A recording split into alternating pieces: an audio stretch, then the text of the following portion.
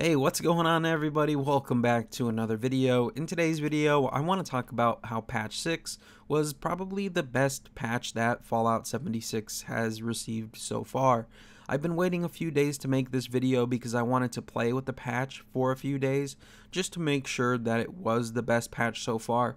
I was originally going to make this video the day after it came out, however, I was like, it wouldn't hurt to play a few more hours with this patch to see if, I still hold that opinion after a couple of hours. And I gotta say, patch 6, which dropped on February 19, 2019, definitely was one of the best patches for Fallout 76. Now, I'm gonna kind of be doing a review and reading some patch notes here in this video.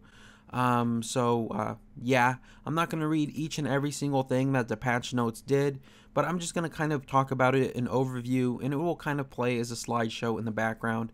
I did try to do like where I read each and every single one. I tried to do some where I read a few, and those videos were like 30 or 40 minutes long, so I really don't want to do those because if I talk about one thing, I'm going to talk about another, and if I talk about another, and if you've been subscribed to this channel, you know I'll get a little carried away talking about Fallout 76 sometimes.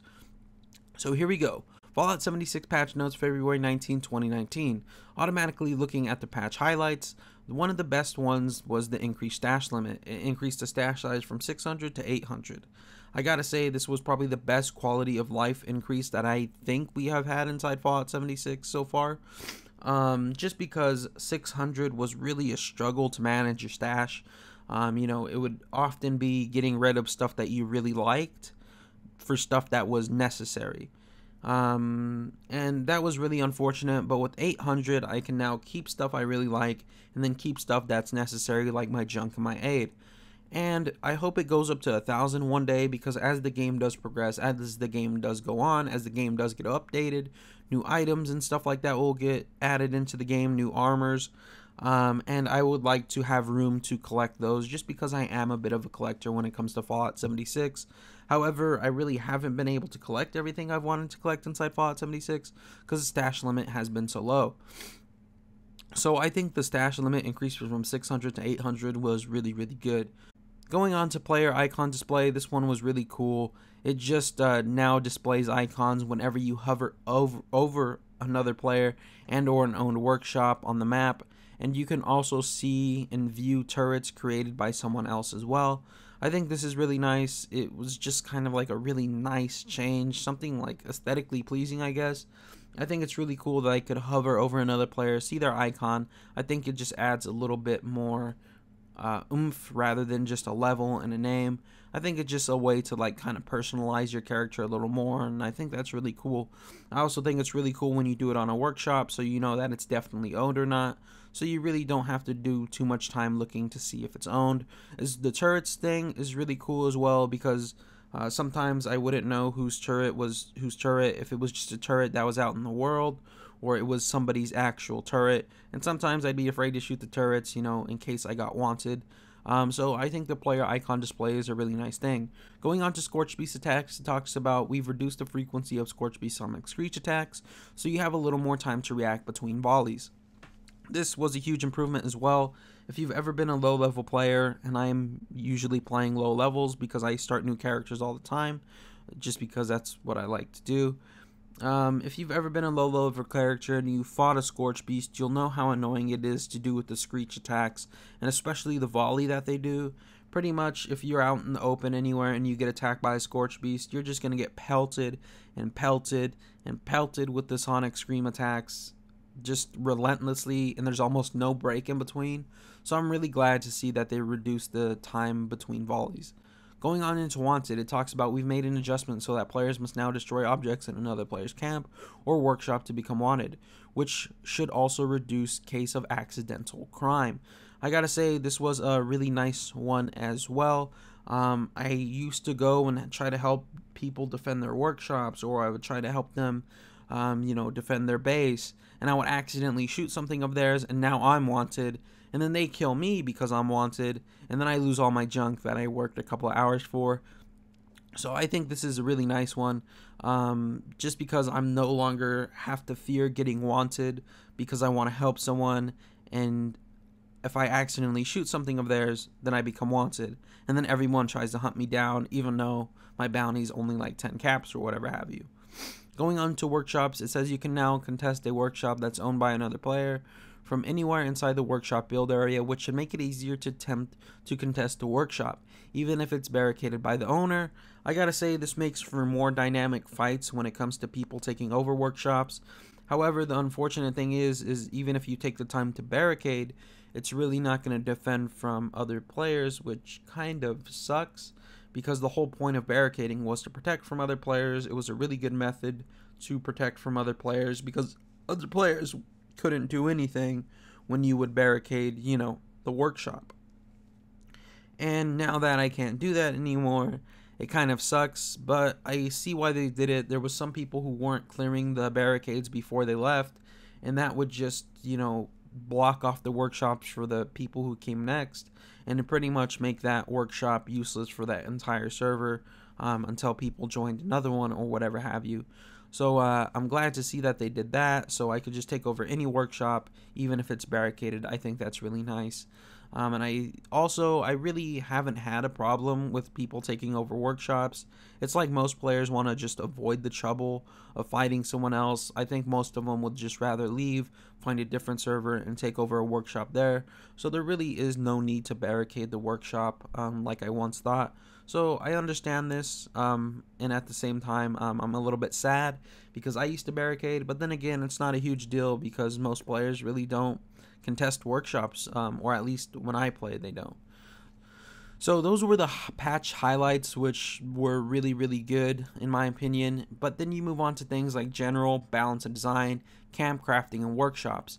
Now, I don't want to read any of these in too depth because if I do, I'm going to go get a little carried away, kind of like I just did. But these were some well-needed changes, and you guys could go ahead and see it in the background. Definitely some well-needed changes, and I'm glad to see that the game's getting better with each and every single update. Going into now enemies, PvP, sound, and user interface. A lot of updates that just improve the quality of life or improved upon existing things, which I really liked. Little neat features. One to highlight was the user interface when it's voice chat. It talks about the color of voice chat speaker icon on the player. Nameplates now updated based on the player's current status. Neutral players display a pale yellow icon, allies display gold, and hostiles a wanted display red, which I think is really nice.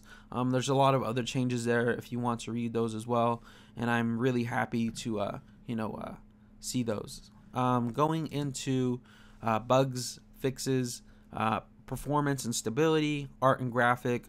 A lot of well-needed ones, a lot of ones that have been here from the start, which are now fixed, and that's really good. The game just works way better now, in my opinion. I haven't had any issues whatsoever since this patch. Originally, I would run into maybe like 1 or 2 issues, maybe a day or maybe every few days, and now I haven't ran into any since this patch. And I've noticed that a lot of people have been saying that the game's been running a lot smoother for them lately.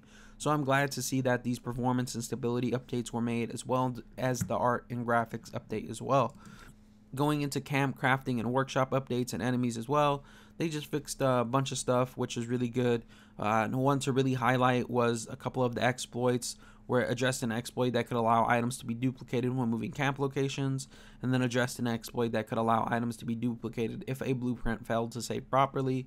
There were just a lot of things that were done in the camp crafting and workshop that were really good as well.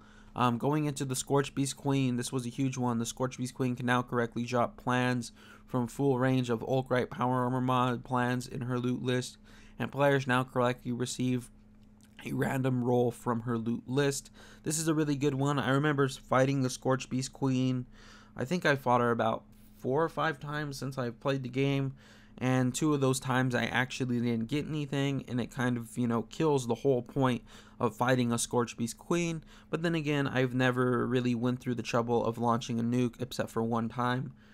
Just because, people do it so often sometimes that I just, kind of go over there when they do it and then help them fight the Scorch Beast Queen. But yeah, I'm really glad to see that they fixed the Scorch Beast Queen loot system.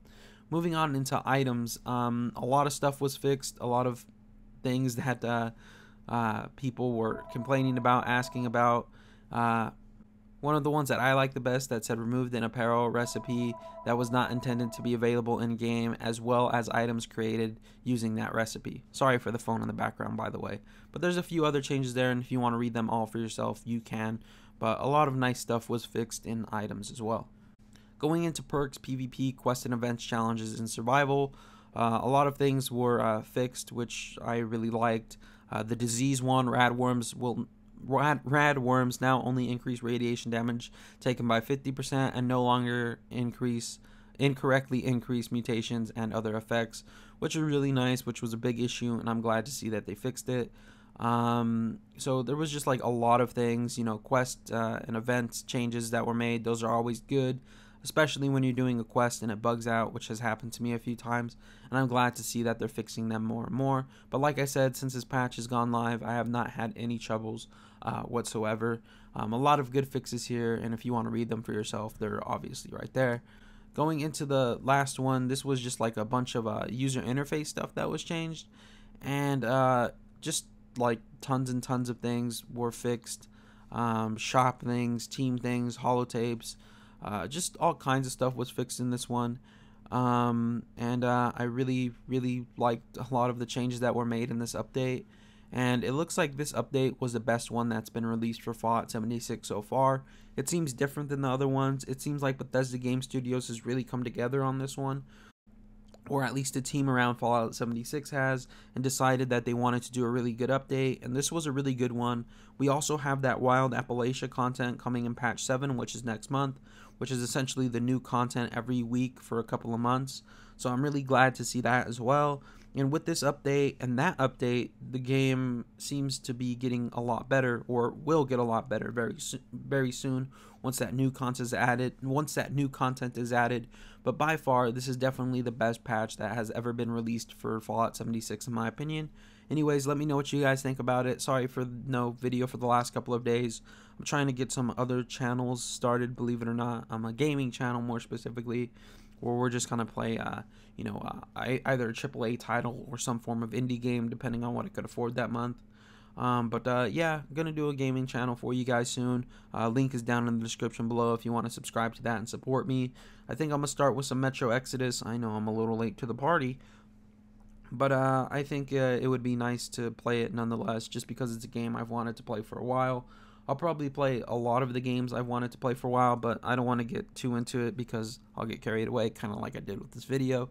But anyways, I hope you did enjoy this one. If you did, drop a like, comment, subscribe. I love each and every single one of you. I hope to see you guys right back here in the next video. But until then, remember to stay freaky, and bye-bye, everybody. Thank you for watching, and I'll see y'all next time.